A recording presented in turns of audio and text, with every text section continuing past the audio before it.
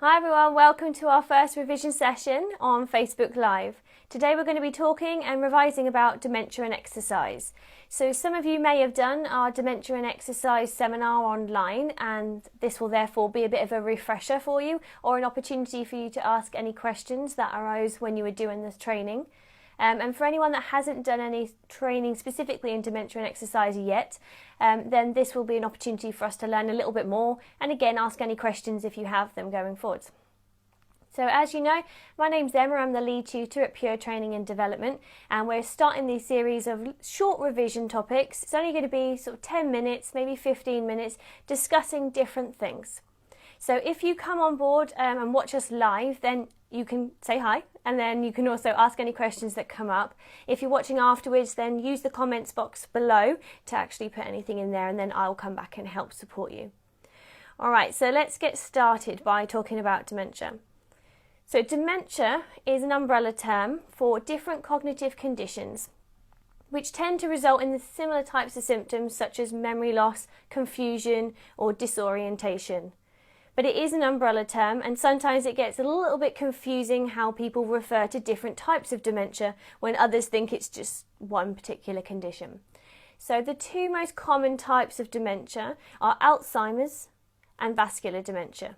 So you may have already heard about Alzheimer's quite a lot. This is the most common type of dementia, and Alzheimer's is more in the media. There's a lot more charities surrounding it, and a lot more local things running in communities supporting people with with Alzheimer's disease. So it's something that people are more aware of compared to vascular dementia. So we're going to look at both of them just now. If you actually think about, do you know anybody with this particular condition, or have you met people in the past? Maybe you've worked in a gym or in any kind of fitness environment and you've had someone come in who has trouble with cognitive conditions, maybe dementia or maybe just the effects of older adult. But you kind of get to understand what people think like, how they act, and how to best work with them. So that's what we're going to talk about now. So I'm going to start by introducing the etiology and pathophysiology of these two conditions, and then we'll just look at the benefits of exercise for them and how we can maybe adapt exercises to make it more safe and suitable for people with cognitive conditions. So starting with dementia and Alzheimer's. So Alzheimer's disease specifically is the most common form, with around 850,000 people in the UK. When we talk about Alzheimer's disease, we're talking more about the nervous system. It's caused by involvements called plaques and tangles, which interfere with the processes in the body. So for those of you that know your anatomy and your physiology, you have your dendrites within your nervous system, and dendrites send messages from A to B. And the speed at which they move from A to B determines how quickly we can do something. So in a healthy nervous system, our dendrites and messages and neurons fire very quickly, which means we're very coordinated, we can balance, we can make decisions very quickly, and it all works nice and smoothly. But in Alzheimer's disease, we develop these interferences called plaques and tangles, and they get in the way from the communication moving smoothly from A to B. So if you think a bit like glue, and you've got a message moving from A to B, and there's a sticky bit in the middle, the message won't move smoothly. And in doing so, the things I said move smoothly normally start to slow down. So the signs and symptoms we start seeing are things like taking longer to make decisions, maybe being a bit unsteady on your feet or when changing direction, or getting a bit confused in environments that you're normally quite used to, or that they're quite used to. So that's initially what's happening in the brain. Now, with all these conditions, you're going to have a range of severity. So it's not a case that people with Alzheimer's are all the same, because that's 100% not the way it is at all. So you've got people with mild Alzheimer's to severe. And if you work with this client group, or if you're going to in the future, then it's really about learning on the job in terms of meeting people, because everyone's so different, and you really got to individualize your programs. Now, if you're in a gym or if you're in a class environment, those two places are completely different environments for anyone with cognitive conditions anyway. But you would hopefully be able to spend a bit more time working one-on-one with those individuals and adapting it for them. So people with mild Alzheimer's tend to be still fairly independent. They can still make decisions, but they might just be getting slightly more forgetful, and they'll have their good days and their more worse days. But that's the way the condition goes, and at that stage they can still do everything on their own. When the disease gets worse, then everything starts to deteriorate. Now, going back to the etiology in terms of the nervous system, it depends what area of the brain is affected initially as to the signs and symptoms we initially see. So, for example, when it originates in the hippocampus, where our short-term memories are formed, then that's the first symptom. We tend to see people becoming quite forgetful in terms of what they've done earlier that day, or maybe the day before, for example. And I know some of my clients have early onset Alzheimer's disease, and they start to beat themselves up about the fact that they can't remember what it is that they did last week or even yesterday, for example. And you need to be that kind of instructor or professional and even friend to support them and say, you don't need to remember everything. I wouldn't have a job if you remembered everything, is often what I say to people, just to cheer them up a little bit. And they're like, that's true, actually. You need to be able to do something, so it's good that I forget. And just try and keep it lighthearted, especially in the early stages. As it gets more progressive, then people probably will bring carers and things to an exercise session, and you'll have to support them. So it's better to try and work more one-on-one where possible in that stage. Now, I said everyone's different, so this affects everybody. But that's the fundamental to Alzheimer's disease. So it tends to affect the neurons, the signal from A to B, and the area of the brain that it affects is then going to cause signs and symptoms. If we just then move over to vascular dementia refers to your vessels. That's why it's called a vascular disease. So unlike the nerves in Alzheimer's disease, vascular dementia affects your vessels in your brain. There are different types of vascular dementia as we go through in our Dementia and Exercise seminar, but the key ones are subcortical dementia, and what that essentially means is that the vessels deep in the brain get hard, they get twisted and tangled, and then that impairs the amount of oxygenated blood that can flow to that part of the brain. If we don't receive oxygenated blood to the brain, then obviously your brain can't work as optimally as we want it to, and therefore the signs and symptoms of vascular dementia start to occur. They are very similar signs and symptoms to Alzheimer's, but there are differences too. So memory, confusion, tiredness, those things are going to be the same as Alzheimer's, but there are some differences, which is a bit beyond the scope of our revision today. But if you want to go into that, then as I say, our Dementia and Exercise seminar looks more individually at Alzheimer's disease and then vascular dementia in a bit more detail than what we're doing now. So that's our subcortical dementia, and then you get stroke-related vascular dementia, which occurs following a stroke, as it says. During a stroke, you obviously have a clot on the brain or a bleed, and that kills the surrounding area of tissue. And of course, that area of tissue was responsible for helping you do something, whether that was your short-term memory, whether it's coordination, balance, whether it signals for a part of the body, so you might have some paralysis as a result of the stroke. As a side effect of that damage in the brain, people can later go on to develop vascular dementia, which is very, very similar to subcortical dementia in terms of the signs and symptoms. So at that stage, because I don't want to bang on about etiology and pathophysiology for too long, I just want you to understand the two different types that there are. So we've got our Alzheimer's disease, which is the most common one, and then our vascular dementia, which is not quite as common, but still is important enough that we need to understand it. And there are many, many other forms of cognitive conditions too. So if it's an area you're going to work in, then I do recommend further reading and studying in that. So what can we actually do in terms of helping these individuals as fitness professionals? Now, again, it's really going to depend on the stage of the condition that they're at as to what we do, how we do it, and in what environment. Now, people with mild Alzheimer's or vascular dementia, as I said, they're still going to be able to look after themselves. They do their active daily living tasks, so they can get themselves dressed, they can move around, they can get in and out of a car, up and down stairs, go shopping, etc. So at that stage, they would be able to attend a class like yours. So it might be that they come to you as a recommendation from a GP or just a friend. Someone else maybe comes to your class and they've recommended. And I think that that's a good way to get people into your class in like a supportive word of mouth type way. But when they are there, it's just about supporting them and trying to help them. So what are the benefits of physical activity that we're trying to achieve for, especially for mild Alzheimer's or vascular dementia? So there are a range of benefits that we're looking to achieve, but remember that everything's going to be individualized to that particular person. So for example, the first one is going to be applied to everybody, to improve cognition. If we can do physical activity or exercise of any kind, then we're going to encourage greater blood flow, so cerebral blood flow to the brain, and that helps us think better. That's why if we exercise in general on a regular basis, our cognitive function is really good. So one of the biggest benefits initially is going to be encouraging greater blood flow to the brain. It's then going to be a case of trying to maintain functional independence.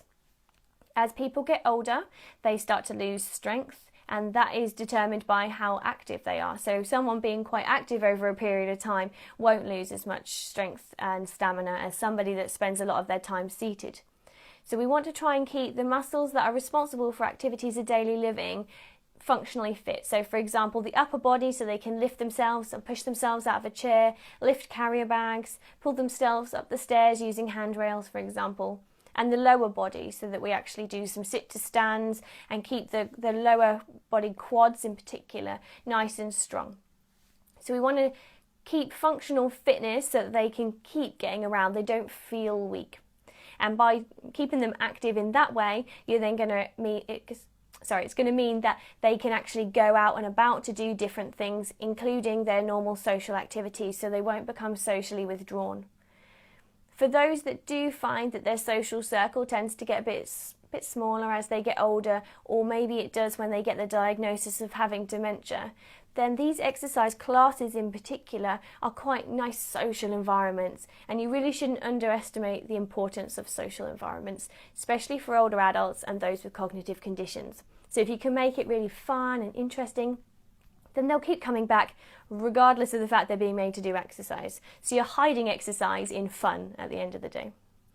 So there are many other benefits that we could look at, including decreasing the risk of cardiovascular health, improving sleep, reducing the risk of falls. There are lots of them, and we go through them in our main seminar if you are wanting to go through. But if you just think about common sense at the end of the day, what are the things that we're trying to help older people do and people with cognitive conditions? And that is essentially everything that we can achieve in physical activity and exercise on a regular basis. So now that we kind of understand a little bit about the condition, some of the benefits that we can achieve, we want to look at what kind of activity should you be doing, what's safe. Now again, as I said, it really depends on the severity of that condition. Someone with mild dementia will be able to do the same as anybody else, but might just need a bit more support in terms of reminding them what it is they're doing and reinforcing technique, for example. Whereas someone with moderate to maybe more severe dementia is going to need a lot more support. They might need to have their exercises adapted to be in a chair as the condition gets worse as well, because balance and coordination is going to become affected. I work with a couple of people that have moderate vascular dementia and moderate Alzheimer's, and more recently we've had to change their exercises to being a lot more chair-based, so about 80% chair-based. When they're chair-based, they can still do things really well, for example like bicep curl, marching on the spot, marching and punching your arms, things that require coordination, but we've just had to remove the balance component of it to make sure that they do it safely and effectively. So there are lots of different ways to adapt the exercises, but as the condition gets worse, putting exercise into a chair format is going to be the most suitable and safest to go to. In terms of our ACSM guidelines, they don't specifically have guidelines for dementia, but we do want to kind of keep the same guidelines as we would for the older adult population. So we're looking at doing exercise on as many days a week as we possibly can, but at least 3 to 5 if we had to give it a number. Trying to minimise the amount of time that we're spent seated and not moving any muscle groups, as a lot of people tend to spend a lot of the day sitting in a chair. We're trying to reduce that. In terms of our resistance training, we want to do something that works the muscles and the bones on 2 to 3 days a week. So minimum 2 days a week. And that doesn't mean you have to go to the gym or get them to go to a gym if you don't work in a gym environment. Just using their body weight or resistance bands or wrist weights, anything like that, as long as it stimulates the muscle to work a little bit harder, will be really beneficial. So that's our CV and our musculoskeletal endurance. And flexibility is going to be the final area. And again, we want to focus on flexibility at least twice a week, because if we can keep people flexible, then they can keep independent a lot easier. If you just think about putting your socks on, for example, something that we tend to take for granted, as soon as that becomes a chore because they can't do it, people start losing the motivation to be able to do things. And I had one guy that couldn't put his socks on, so his wife used to do it for him, and he's lucky enough that he still has a wife with him because he's in his 80s. And but when he got to that point where he could bend down and he could flex to put his socks on, massive achievement for him, felt really good about it, and that really spurred him on. So flexibility is so important as you get older. So there are our main components, but then we really need to work on 2 other areas, which include our motor skills essentially, so balance and coordination. Balance is one of those areas that you want to ensure you are watching the person when they're doing it all the time and got all the safety precautions in place. And coordination, it can adapt quite quickly. But with people with cognitive conditions, we want to focus specifically on certain exercises that help train the brain and make that neural pathway a lot smoother. So for example, doing bicep curl and a heel dig at the same time can be very challenging to begin with. But if you get someone to do it on a regular basis, they'll actually find that pretty easy to do after a little while. Again, that does depend on the stage of dementia. Obviously, moderate to severe learning initially is going to be quite challenging, but if you manage to intervene early enough, then hopefully you can get people developing those areas of coordination nice and early on.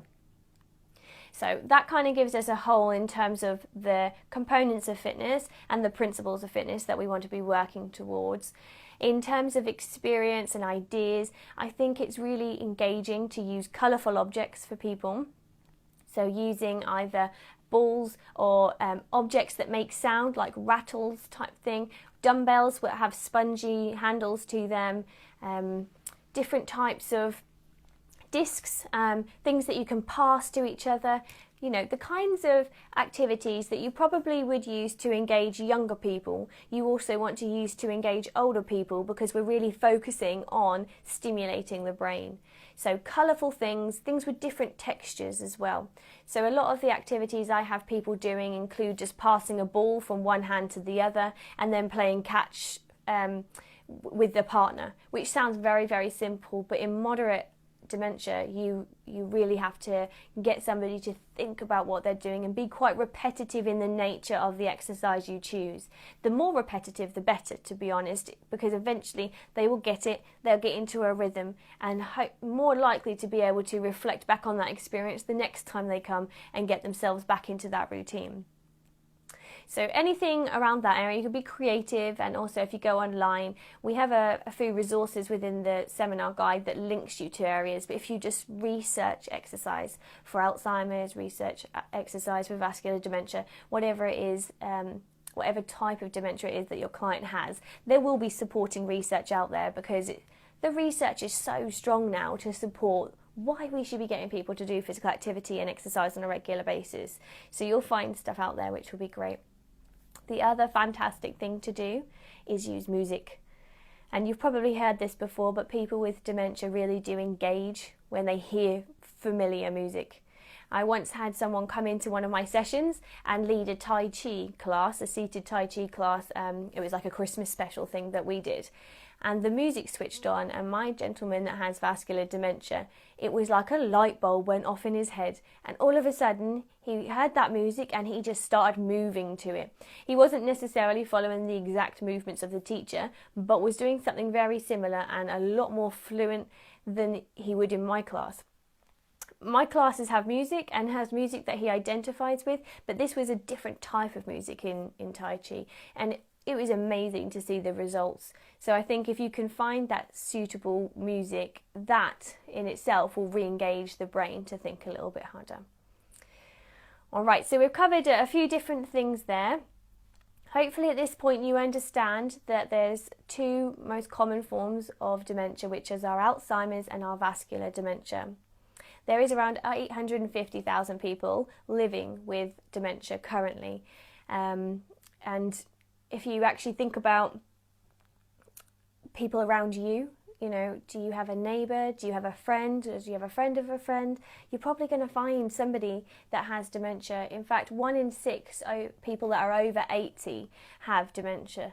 So it's a very prevalent condition, and these days it's actually becoming, people are more and more aware of it. There's more marketing going on to help people identify it, and there's more support for people with it.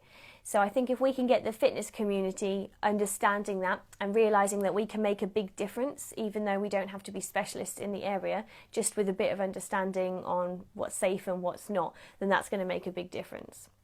So we understand those two different types. We've looked at the benefits of physical activity, which there are numerous ones, but some of the key ones we said were improving cognition through improving cerebral blood flow, improving sleep, improving functional fitness so they can continue lifting things, moving themselves and being independent, and that in turn will help improve quality of life. And then we've just looked at the basic ACSM guidelines in terms, or ACSM type guidelines in terms of CV exercises, musculoskeletal endurance, flexibility, and then testing our motor skills, so balance and coordination. So I want you just to have a little think about whether you do currently have anyone with dementia in any of your sessions, or if you think it's going to be an area that you'd like to work in going forwards, then I would recommend some further training.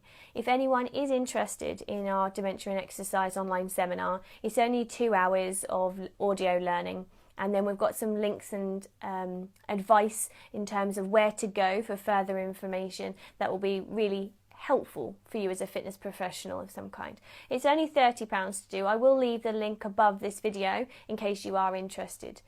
But if you have any questions about anything I've covered so far, as I said at the start, we are keeping these short, so we'll probably come back and revisit Dementia and Exercise at another point as well, and maybe look differently, maybe at the research that supports it, and then more specifically at activities with ideas and tips that you can use for people with the condition. But if you do have any questions that have popped up listening to this, then please do add them to the comments section, and then I'll make sure I come back and answer them. And our next topic will be next week, and I'll post a link and I'll update you as to what time and day that will be running on. If you have any ideas in terms of what you would like us to go through and revise together, then please let me know. So for those of you that have done the training already, hopefully this was a bit of a refresher. For those of you that haven't, then hopefully it's a bit more of a revision topic. I hope you've enjoyed it. Thank you very much for spending your evening with me, and I hope you enjoy the rest of your evening, and I will speak to you guys soon. Bye.